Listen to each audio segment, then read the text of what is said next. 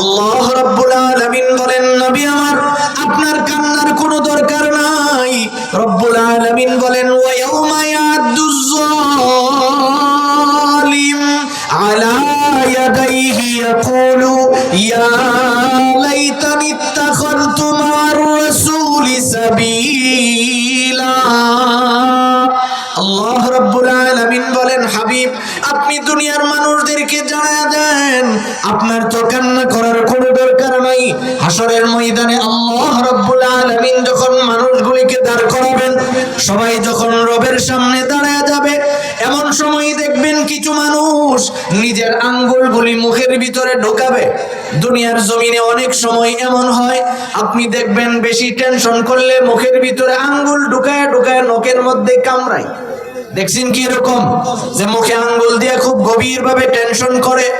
আল্লাহ তাআলা বলেন, নবী আমার হাসরের ময়দানে আপনি দেখতে পাবেন কিছু কিছু জালিম আছে এমন, যারা দুনিয়ার জমিনে আপনারে কষ্ট দিচ্ছে, ওরা হাসরের ময়দানে নিজের আঙ্গুলগুলি নিজের মুখের মধ্যে ঢুকাইয়া ফেলবেন।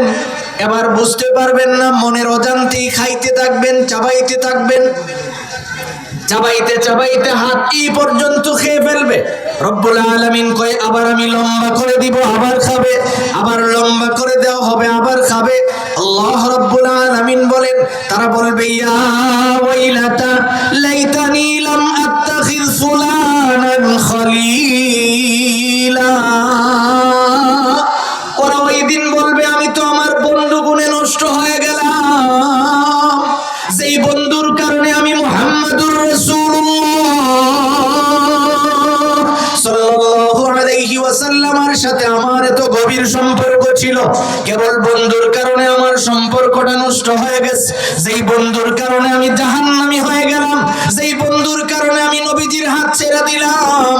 এই জন্যই তো রাসূল কয়, দুনিয়ার জমিনে তুমি যখন বন্ধু বানাইবা, উম্মত ভালো করে শুনো, তুমি বন্ধু বানানোর সময় তিনটা গুণওয়ালা বন্ধু বানাইবা।